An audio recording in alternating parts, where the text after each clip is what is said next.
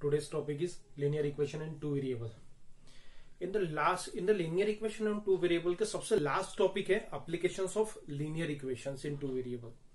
Application is also called as the basic wording questions. Application is called as the wording question. आपको wording question each and every जगह मिलेंगे. That mean by the quadratic equation, arithmetic progressions, उसके बाद linear equation में मिल रहे हैं, उसके बाद आप statistics पढ़ते हैं. मैक्सिमम जगह आपको ये वर्डिंग क्वेश्चंस आएंगे. ओके, साथ में एक बड़ा सा चैप्टर है फाइनेंशियल प्लानिंग, उसमें भी मैक्सिमम वर्डिंग क्वेश्चंस है. अब सबसे बड़ा प्रॉब्लम क्या होता है कि मैक्सिमम बच्चों को प्रीवियस ईयर या उसकी previous year, that mean by the 8 या 9 क्लास में भी वर्डिंग क्वेश्चन थे.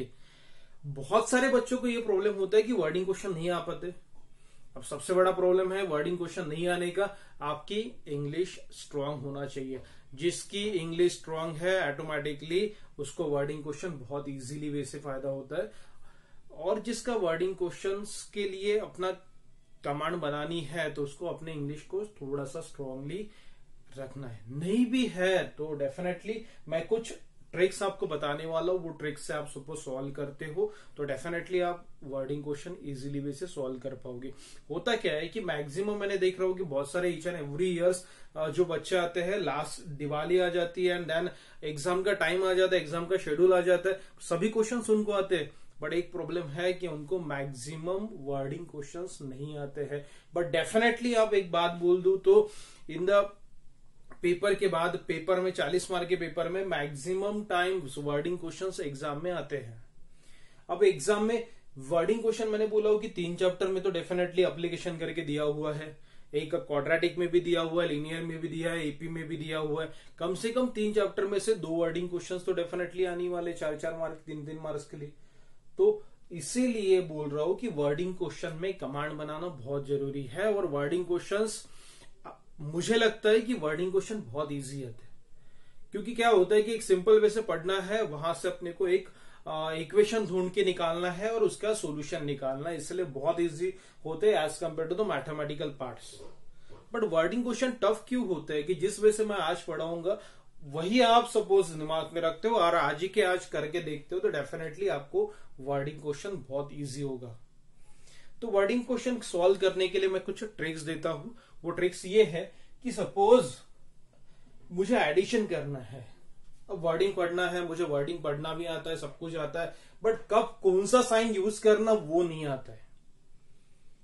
अब डेफिनेटली आएगा, मुझे एडिशन करना है तो क्या करना पड़ेगा, कब यूज करूं मैं एडिशन का साइन, कब सब्ट्रैक्शन, कब मल्टीप्लीकेशन, कब डिवीजन और कब इक्वल टू दू, नहीं आ पाता है. इसीलिए मैंने कुछ शॉर्ट ट्रिक्स निकाला. वो ट्रिक्स ये है कि सपोज आपके बुक में एप्लीकेशंस वाले क्वेश्चंस में, वर्डिंग क्वेश्चन में आपको पढ़ते वक्त ऐसे कुछ वर्ड्स है जो वर्ड्स आपको आ गए, इसका मतलब यहां पे डेफिनेटली ये साइन यूज होगा.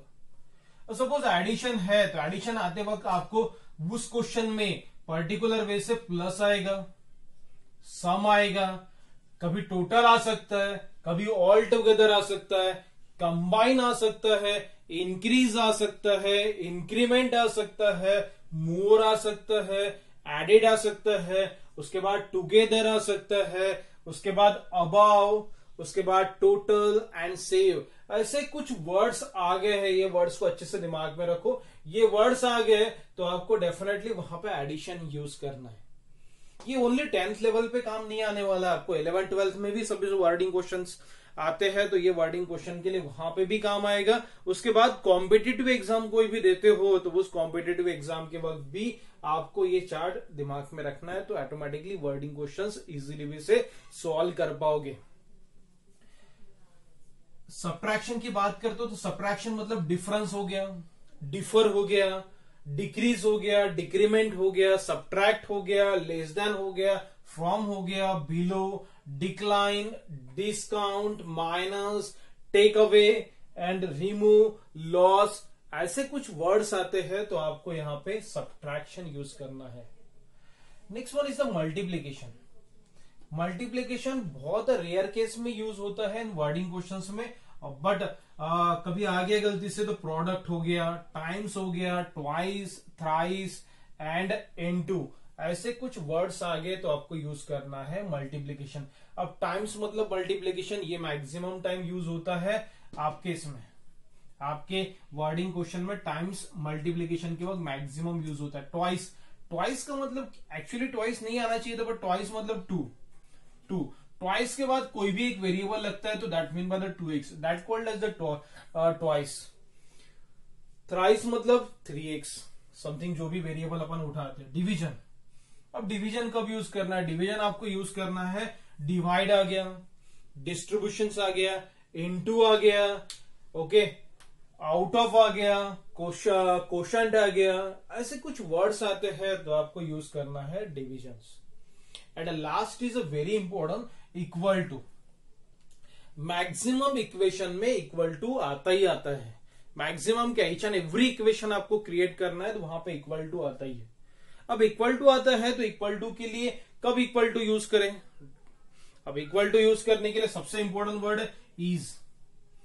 ये आपके बुक में इज जो वर्ड है इज, ये मैक्सिमम टाइम्स आपके वर्डिंग क्वेश्चंस में आने वाला है। अभी एक्सरसाइज जब स्टार्ट करेंगे तो ऑटोमेटिकली आपको दिखेगा, जहां इज आ गया, वॉज आ गया, विल भी आ गया, शॉल भी आ गया, रिजल्ट आ गया, equal to, equivalent, and last one, यहां पे सपोज आपका पूरा वर्ड है और लास्ट में कुछ ऐसा एस लिखा हुआ है, that mean by the increases, last में वर्ड एस है, तो वहां पे भी आप इक्वल टू यूज कर सकते हो। अदरवाइज ऐसा वर्ड है और यहां पे कुछ ऐसा करके ऐसा आया, तो यहां पे भी आप इक्वल टू यूज कर सकते हो।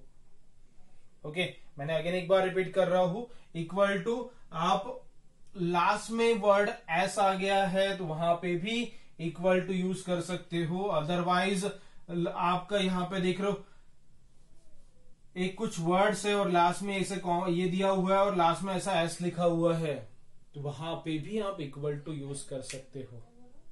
ओके, इक्वल टू कब कब आता है, इट्स वेरी इंपॉर्टेंट, क्योंकि ईच एंड एवरी इक्वेशन में आपको इक्वल टू आने वाला है। That mean by is, was, will be, shall be, result equal to, उसके बाद लास्ट में कहीं ऐसा है तो वो भी आप इक्वल टू का साइन दे सकते हो, ऐसा ऐसा है तो भी इक्वल टू, इक्विवेलेंट आ गया तो भी इक्वल टू का ही साइन देना है।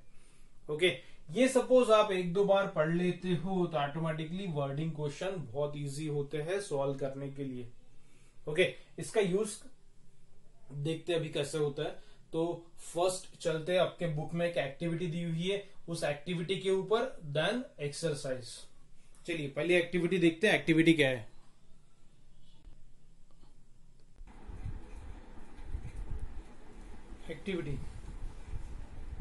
एक्टिविटी में स्टार्ट करता हूं, ये बॉक्स है, आई एम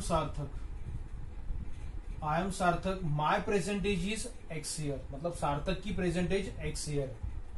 वर्डिंग को थोड़ा अच्छे से पढ़ लो, स्लोली पढ़ो तो ऑटोमेटिकली समझ में आना चाहिए। एक्चुअली क्या होता है कि वर्डिंग क्वेश्चंस अपने पास एग्जाम में 2 आवर्स होते हैं और वर्डिंग क्वेश्चन को अपन ज्यादा टाइम दे नहीं सकते, इसलिए 1 टाइम या 2 टाइम्स, जब पहले बार पढ़ते हो तो आधा वर्डिंग क्वेश्चन समझ में आना चाहिए, दूसरी बार पढ़ते हो तो पूरा का पूरा वर्डिंग क्वेश्चन समझ में आना चाहिए कि उसमें कौन सी कंडीशन पहली है और कौन सी कंडीशन सेकंड है।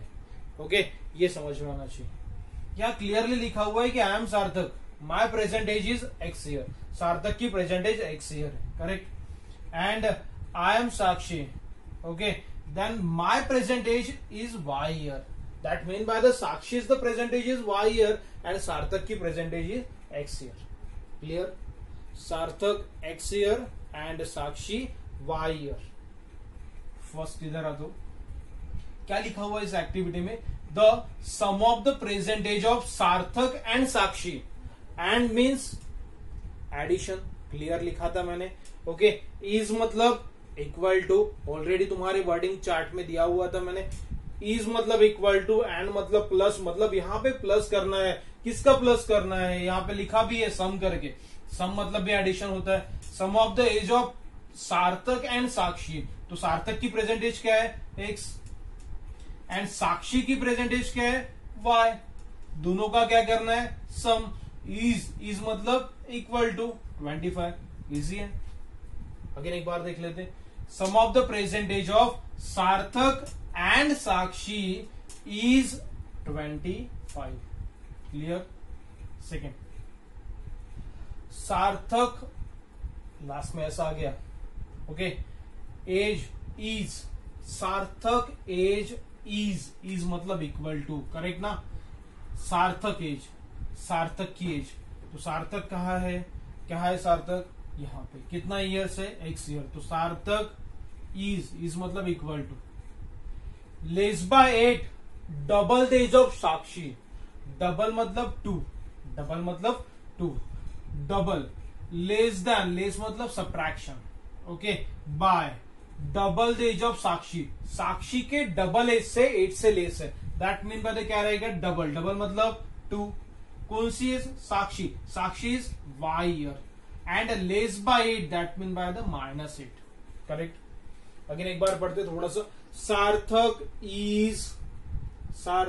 As is less by 8 double the age of Sakshi, double the age of Sakshi से 8 से लेस है, that mean by the Sarthak. Again Sarthak is equal to, Sarthak मतलब x equal to less by 8, but किससे less by 8, double the age of Sakshi, correct. चलिए यहां तक, यहां starting में ही लिखा हुआ है कि 4 इयर्स एगो, 4 इयर्स एगो मतलब 4 साल के पहले, देखिए दो होते, 4 इयर्स एगो, 4 years after 4 years, before 4 years, एगो 4 इयर्स। एगो बोला, बिफोर बोला तो 4 से, जितने से बोला है उतने से सब्ट्रैक्शन करना है, और आफ्टर बोला तो उससे ऐड करना है। तो चलिए मैं यहां पे आता हूं, तो यहां पे सार्थक x ईयर है, सार्थक x ईयर है मतलब 4 इयर्स कितना रहेगा, x -4, ये हो गया सार्थक, ओके, ये हो गया सार्थक, सार्थक कितना होगा, x -4, 4 इयर्स एगो बोल रहा था। एंड साक्षी की बात करता हूं, तो साक्षी कितना है, y, that mean by the y -4, 4 years एगो की बात कर रहा हूं, तो 4 साल के पहले, जैसे सिंपल सा एग्जांपल, आज की टुडेज आपकी एज होगी 15 इयर्स, तो बिफोर 4 इयर्स कितने के होगे, 11, क्या किया मैंने, 4 साल के पहले, that mean by the 15 -4, 11, correct ना। सपोज आपकी एज आज 14 इयर्स है, तो 4 साल पहले कितने थे आप, 10 इयर्स ना, तो that mean by the subtraction, age it is same way 4 years ago, that mean by the subtraction, okay. Next 4 years ago Sakshi age was आ गया, वॉज मतलब equal to, again Sakshi age, okay, condition देखते कैसे होता, Sakshi age क्या है, साक्षी की age y -4, was मतलब equal to 3 year less, again subtraction, 3 year less than, किससे लेस देन है, सार्थक एज, सार्थक की आज की एज क्या है, x -4, इससे कितने ईयर, 3 ईयर लेस। अगेन एक बार पढ़ लेते, 4 years ago Sakshi age that mean by the y -4, okay, Sakshi age y -4 was मतलब equal to 3 year less than, 3 year less than, but किससे less than, Sarthak age is x -4, that mean by the condition is y -4 is equal to x -7, okay, मतलब यहां पे जो डब्बा है इस डब्बे में आएगा y -4 is equal to x -7। इस तरह से छोटे छोटे इक्वेशन को अपन यहां कितने इक्वेशंस हो गए अपने, 3, छोटे छोटे वर्डिंग्स को पढ़ के अपने को इतने इक्वेशंस मिल सकते हैं। बहुत मैंने पहले क्लियर करवाया था कि इट्स वेरी वेरी बहुत ज्यादा इजी होता है जिसको वर्डिंग्स अच्छे से पढ़ना आता है, ओके। नहीं भी पढ़ना आता है तो मैंने बताया था कि आपको एक ट्रिक्स दिया हो, चार्ट दिया हो, चार्ट को डेफिनेटली अच्छे से पढ़ो, ये पूरा का पूरा अच्छे से आएगा आपको, it's very important, okay. Next exercise के ऊपर जंप करते, exercise number 1.5, that mean by the practice set 1.5। First question, 2 number differ by 3, 2 number differ by 3, but 2 number पता है क्या, स्टार्टिंग में 2 नंबर पता नहीं है, आगे क्वेश्चन पढ़ते क्या लिखा है, पढ़ते वक्त मैंने बोला हो कि केयरफुली पढ़ो, एंड पढ़ते वक्त थोड़ा सा केयरफुली पढ़ो और स्लोली पढ़ो, ऑटोमेटिकली समझ में आना चाहिए। 2 number is differ by 3। Differ मतलब 2 नंबर का सब्ट्रैक्शन है। 2 नंबर मुझे नहीं पता, बट आगे देखते हो क्या लिखा हुआ है। Sum of the twice the smaller number, एक स्मॉलर नंबर है। Sum of the twice, sum मतलब एडिशन आ गया, ट्वाइस मतलब 2 आ गया, smaller number and thrice the greater number, मतलब एक स्मॉलर नंबर है और एक ग्रेटर नंबर है, इज 19, फाइंड द नंबर। तो एक मुझे पहले बार समझ में आ रहा है कि मुझे किसके जगह x उठाना है और किसके जगह y उठाना है। तो मुझे यह समझ में आया कि let the greater number be x and smaller number be y। 2 number उठा रहा हूं, ग्रेटर नंबर x ले रहा हूं एंड स्मॉलर नंबर y ले रहा हूं। Clear? Greater number is x and smaller number y, क्योंकि यहां पे मुझे फाइंड द नंबर, वो 2 नंबर मुझे फाइंड करने, वो 2 नंबर मुझे पता नहीं है, वो 2 नंबर को वेरिएबल डिनोट कर रहा हूं। Greater number is x and smaller number is y। आप 2 में से कोई भी वेरिएबल ले सकते हो, एनी वेरिएबल, ए से लेके जेड तक के कुछ भी। चलिए फर्स्ट कंडीशन को सॉल्व करते। 2 नंबर डिफर बाय 3, अगेन मैं पढ़ रहा हूं सेकेंड बार क्वेश्चन। 2 नंबर डिफर बाय 3, तो यहां लिखता हूं according to first condition, according to first condition या बाय फर्स्ट कंडीशन, ऐसा भी लिख सकते हो। अब according to the first condition देखता हूं तो 2 number is differ by 3, 2 number, एक ग्रेटर नंबर है और एक स्मॉलर नंबर है, और आपने बचपन से पढ़ा है कि ग्रेटर नंबर से स्मॉलर नंबर सब्ट्रैक्शन कर सकते। That mean by the first condition is x minus y is equal to 3। ये हो गया first condition. 2 number differ by 3, 2 number का डिफरेंस 3 है, तो x, 2 नंबर है मेरा, एक नंबर x है और दूसरा नंबर y है, इन दोनों का डिफरेंस 3। समझ में आया? Next, according to the second condition, second condition, अब सेकेंड कंडीशन की बात करता हूं तो सेकेंड कंडीशन में देखो यहां से एक अगेन एक बात कि फुल स्टॉप के पहले वाला पहली कंडीशन होती है और फुल स्टॉप के बाद वाला सेकेंड कंडीशन होती है। मैक्सिमम क्वेश्चन में ये दिया रहता है, okay.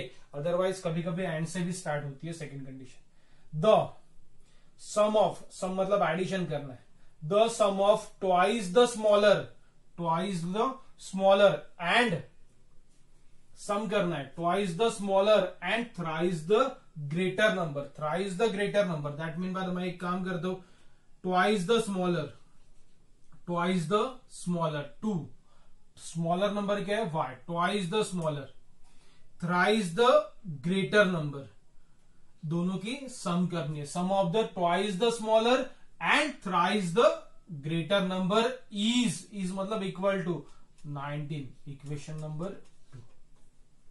Easy.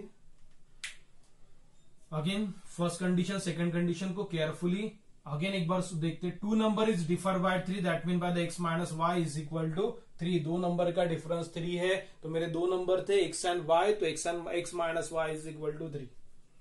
According to the second condition की बात करते तो सेकेंड कंडीशन में ट्वाइस द स्मॉलर नंबर, या लिखा हुआ है sum of the twice the smaller number and thrice the greater number. Twice the smaller number sum करना है, thrice the greater number is 19। Confusion होता है तो आप ऐसा भी लिख सकते हो, twice the smaller number added, that mean by the sum thrice the greater number is equal to 19। बाद में इसको इस फॉर्म में ला सकते हो, equation 2। And again same way, equation 1 and 2 मिल गया तो इक्वेशन 1 एंड 2 को आप साइमल्टेनियसली सॉल्व कर सकते हो। आप बोलोगे सर साइमल्टेनियसली क्यों क्रैमर्स रूल यूज नहीं कर सकता? डेफिनेटली आपको जो रूल यूज करना है वो रूल से आप यहाँ पे सॉल्व कर सकते हो। क्रैमर्स रूल अप्लाई करो, ग्राफिकल मेथड यूज करो, साइमल्टेनियसली यूज करो, बट मैं ये बता दूं मैक्सिमम टाइम यूज करते वक्त साइमल्टेनियसली सॉल्व करो, क्योंकि थोड़ा इजी होता है as compare to that, okay. Graphical maximum time graphical method use नहीं करते अपन, इसको यूज करते वक्त साइमल्टेनियसली सॉल्व करते। अब साइमल्टेनियसली सॉल्व करना है तो रूल वही है अपना, साइन चेकआउट करना है और उसका कोएफिशिएंट चेकआउट करना। सपोज दोनों का कोएफिशिएंट सेम है तो डायरेक्टली उसको सॉल्व कर सकते, तो रूल वही है, दो साइन सेम हो, ओके दो साइन सेम हो, दैट मीन बाय द दोनों साइन प्लस प्लस या माइनस माइनस है तो use the subtraction, plus minus minus plus है तो use the addition. Okay same way जिस वेरिएबल को आपको कैंसल आउट करना है उसको साइन चेक आउट करना है। तो मुझे y और y की बात करते हो तो y यहां साइन नेगेटिव है, यहां पे पॉजिटिव है, बट यहां 2 है, यहां 2 नहीं है, तो मैं इक्वेशन नंबर 1 में 2 ला सकता हूं। सेम वे जैसे एक्सरसाइज अपन ने 1.1 में किया था, 1.4 में किया, एज इट इज सेम कर रहे हो। Equation 1 is multiplied by 2 and equation number 2 is multiplied by 1 and then check the sign, एक negative positive that mean by the addition, then addition। Equation 1 को 2 से मल्टीप्लाई करता हूं, that mean by the 2x minus 2y is equal to 2 3 6। Equation 2 को 1 से ही multiply करना है तो डेफिनेटली वही आंसर आएगा, plus 2y is equal to 19। Solve कर लेते हैं। सॉल्व करते वक्त negative positive get cancel, 2x plus 3x कितना आएगा 5x इज इक्वल टू 25, तो x is equal to 5। Correct. Put the value of x in any equation, जो आपको इजी लगता है उस इक्वेशन में आप पुट करो। Put x is equal to 5 in equation number, जो इजी लगता है वो। तो इक्वेशन नंबर 1 थोड़ा इजी है तो 1 में पुट करेंगे। तो इक्वेशन नंबर 1 को एक बार और राइट कर लेते, लिख लेते हैं, x minus y is equal to 3। Put the value of x minus y, correct, minus y is equal to, then transfer the values 3 minus 5, correct, minus y is equal to minus 2, तो y is equal to 2। तो therefore greater number is 5, last में लिखना पड़ेगा answer. Therefore the required numbers are, आप ऐसा भी लिख सकते हो, रिक्वायर्ड नंबर्स आर 5 एंड 2, या आप लिख सकते हो the greater number is 5 and smaller number is, 2 number मिले इसलिए स्मॉलर नंबर इज 2, या otherwise required 2 numbers are 5 and 2। इस तरह से पूरा लिखते हो तो आपको पूरे के पूरे मार्क्स मिलेंगे। Okay, any doubt? Next second question की तरफ देखते। Second question it's activity based questions. Second question, complete the following. Complete the following की बात कर रहे हैं तो कंप्लीट द फॉलोइंग में फर्स्ट ऑफ ऑल आपको ये लिखा हुआ है कि आई एम रेक्टेंगल, ये रेक्टेंगल है, इस रेक्टेंगल की opposite sides are given, that mean by 2y x plus 4, 2x plus y plus 8 and 4x minus y, ये दिया हुआ है। एंड देन क्वेश्चन में ये बोला है find the value of x and y and then also find the value of my perimeter and area, find my perimeter and area. Question clear? Next solution. वहां पे क्लियरली लिखा हुआ है कि आई एम रेक्टेंगल, वो rectangle है, तो rectangle है तो रेक्टेंगल की एक सिंपल सी प्रॉपर्टी आप लगभग सभी को पता ही होगी, opposite sides of the rectangles are congruent are equal. Opposite sides of a rectangle are congruent, that mean by the, यहां लिखता हूं अपोजिट साइड्स आर कॉन्ग्रुएंट, या अदरवाइज आप लिख सकते हो opposite sides are equal. Opposite sides are equal है तो मैं पहले ये दोनों को उठाता हूं, इट्स ये साइड और ये साइड इक्वल होगी और ये साइड और ये साइड इक्वल होगी, opposite side, correct, that mean by the 2x plus y plus 8 is equal to 4x minus y, correct, opposite sides are equal. Like term पास पास में लेके आके सॉल्व करते, लाइक टर्म ये भी लाइक टर्म है, तो पूरे के पूरे टर्म को 2x as it is same way, plus 4x इधर आएगा तो क्या होगा minus 4x plus y, minus y इधर आएगा तो plus y, 2x as it is, positive 4x is transfer to the negative 4x, then again positive y as it is, negative y is transfer to the that way the positive y, and plus 8 is transfer to that way, that mean by the minus 8, correct. Solve करते, minus 2x plus 2y is equal to minus 8। each and every number is divided by 2, each and every number is divided by 2, but divided by -2 कर दो थोड़ा easy होने के लिए। Divide by -2 किया तो -2 से डिवाइड हो गया तो x आ गया, minus minus get cancel, that mean by the only minus by, correct. Negative positive is equal to minus minus get cancel, 2 4 जा 8, equation number 1। Same way opposite sides are equal, तो मैंने ये दो अपोजिट साइड लिया, अब ये दो remaining 2 opposite sides लेते हैं, that mean by the 2y is equal to x plus 4, correct. Like term पास मास में ला लेते, इधर क्या होगा -x plus 2y is equal to 4, equation number 2। Equation 1 and 2 मिल गया। अब इक्वेशन 1 एंड 2 मिल गया तो मैं यहाँ पे साइमल्टेनियसली यूज कर सकता हूँ। तो साइमल्टेनियसली यूज करने के रूल्स हैं, जिस वेरिएबल को आपको कैंसिल करना उसका साइन चेकआउट करना और उसका कोएफिशिएंट चेकआउट करना है। कोएफिशिएंट इक्वल होगा तो डेफिनेटली मैं डायरेक्टली कैंसिल कर सकता हूँ। इक्वेशन 1 एंड 2 की बात कर रहा हूँ तो यहाँ पे x और x दोनों सेम है, यहाँ का साइन पॉजिटिव है, यहाँ पे नेगेटिव है, तो मैं क्या कर सकता हूँ add equation 1 and 2, equation 1 and 2 को ऐड करते तो क्या होगा यहाँ पे x minus y is equal to 4 and minus x plus 2y is equal to 4। Addition के वक्त साइन चेंज नहीं होते तो डायरेक्टली सॉल्व करते, plus x minus x get cancel, answer is y is equal to 8, correct. 2y में से y गए, y is equal to 8 आएगा इतना। y इज इक्वल टू 8 मिलने के बाद then find the value of y is equal to 8 मिलने के बाद put that value in equations जो आपको इजी लगता है, ओके।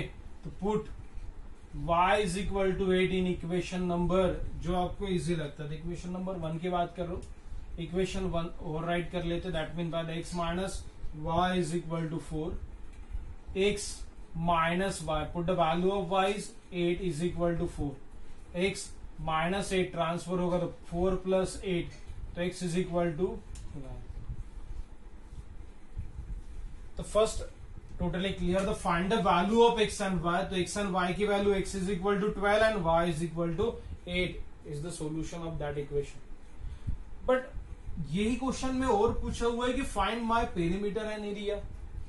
तो पेरीमीटर फाइंड करने के लिए पेरीमीटर का फॉर्मूला पेरीमीटर ऑफ रेक्टेंगल, याद होगा formula 2 into l plus b, okay.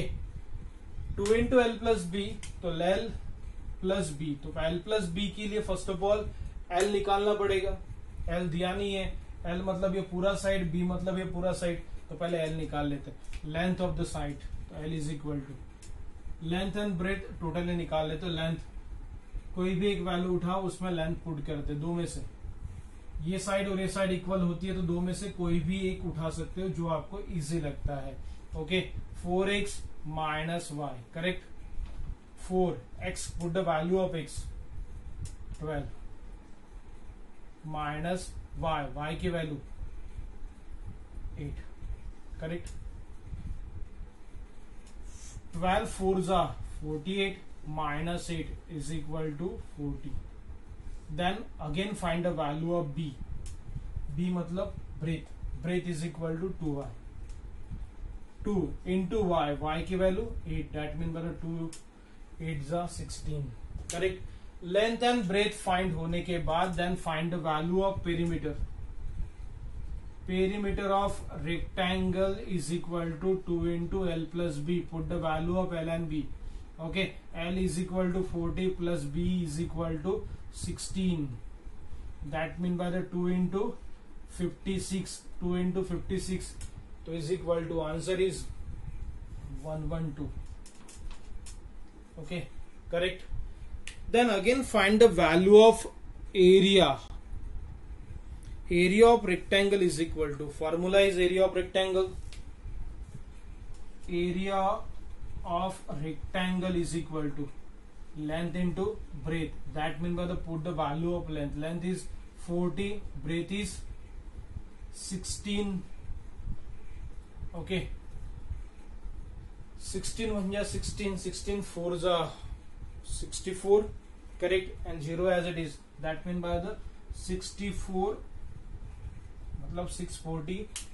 अब सब में एक्चुअली प्रॉब्लम क्या है कि अपन यूनिट लिखना भूल जाते हैं, यूनिट के ऊपर मार्क्स होते हैं और यहाँ पे यूनिट लिखना भूल जाते हैं क्योंकि इट्स अ रेक्टेंगल, तो रेक्टेंगल में यूनिट लिखना कंपलसरी होता है। यहाँ पे यूनिट दिए है क्या, not a centimetre not metre, तो यहाँ पे यूनिट दिया नहीं है, तो यहाँ पे लिखना पड़ेगा यूनिट्स, यूनिट्स या समथिंग यूनिट लिख सकते हो, यूनिट पेरीमीटर, यहाँ पे रहेगा square unit. Okay,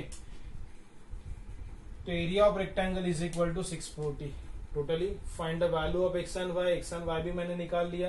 then perimeter and area, तो area of perimeter of rectangle में निकाल लिया, एरिया ऑफ रेक्टेंगल में निकाल लिया। इस तरह से ये सेकंड क्वेश्चन था। Second question activity based question था। इस एक्टिविटी में आपको इक्वेशन भी दिए नहीं थे, इक्वेशन आपको बनाने पड़े। तो मैंने पहला इक्वेशन बनाया, opposite sides are equal, opposite sides are equal से ही सेकंड इक्वेशन बनाया। देन साइमल्टेनियसली सॉल्व करके एक्स एंड वाई की वैल्यू निकाले। बट एक्स एंड वाई की वैल्यू निकालने के बाद पेरीमीटर और एरिया के लिए मुझे लेंथ एंड ब्रेथ निकालना पड़ा, तो लेंथ एंड ब्रेथ की वैल्यू फाइंड होने के बाद पेरीमीटर एंड एरिया फाइंड किया।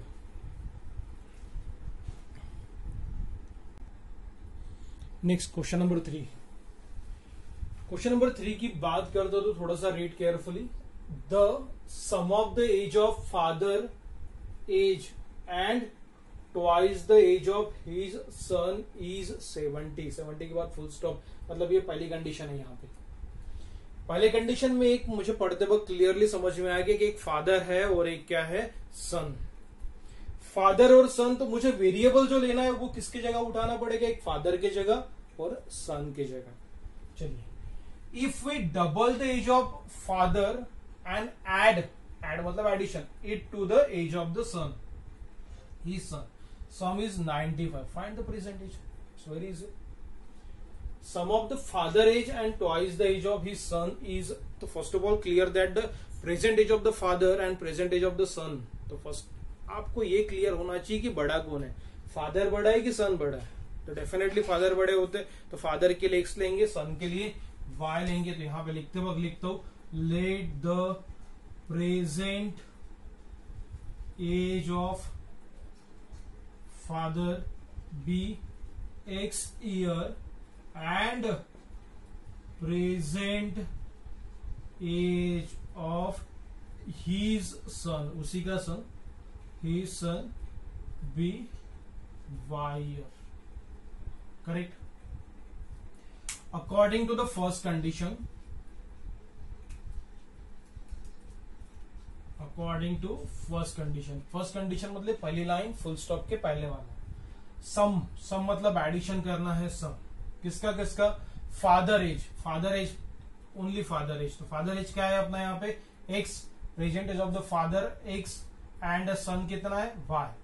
ओके, तो फादर और सन इसका, तो पहले तो सम, सम मतलब एडिशन, फादर एज मतलब एक्स, ट्वाइस, ट्वाइस मतलब टू, बट किसका twice, twice the age of his son, his son की एज कितनी थी, Y year, that mean by the Y son is 70, is 70 मतलब इक्वल टू 70। सिंपल क्वेश्चन है। Again एक बार रिपीट कर लो, सम, सम मतलब एडिशन, किसका किसका, फादर, फादर का एक्स है, एंड ट्वाइस, ट्वाइस मतलब टू, ही son, that mean by the y. Condition क्या होगी, x plus 2y is equal to 70, first condition. Second condition पे ऊपर जाता हूं तो according to, again same way, according to second condition, according to second condition के बाद जाता हूं, if we double the age of his father, father की एज डबल है, फादर की एज डबल होना मतलब 2x, एंड एड मतलब addition, add it to his son, his son मतलब y is equal to, sorry is 95, is मतलब equal to 95, equation number 2। अगेन equation 1 and 2 को साइमल्टेनियसली सॉल्व करेंगे तो डेफिनेटली इसका क्या मिलेगा, आंसर्स। अल्टरनेट टर्म्स है तो एक बार एडिशन एक बार सब्ट्रैक्शन ऐसा भी कर सकते हो, अदरवाइज इक्वेशन 1 एंड 2 को एक बार एडिशन एक बार सब्ट्रैक्शन इस वे से भी आंसर आ सकता है। अगर अदरवाइज ये छोटे छोटे वैल्यूज होने के कारण आप डायरेक्टली इक्वेशन 2 को 2 से मल्टीप्लाई करो, ये 2 और ये 2 सेम हो जाएगा तो डेफिनेटली आपको यहाँ पे आंसर मिलेगा। कर पाओगे? ये क्वेश्चन नंबर 3 आपका होमवर्क है, आपको इसको पूरा का पूरा सॉल्व करके एक्स एंड वाई की वैल्यू फाइंड करनी है। ठीक है, थैंक यू। आज के लिए इतना ही, कल क्वेश्चन नंबर 4 की तरफ कंटिन्यू करेंगे।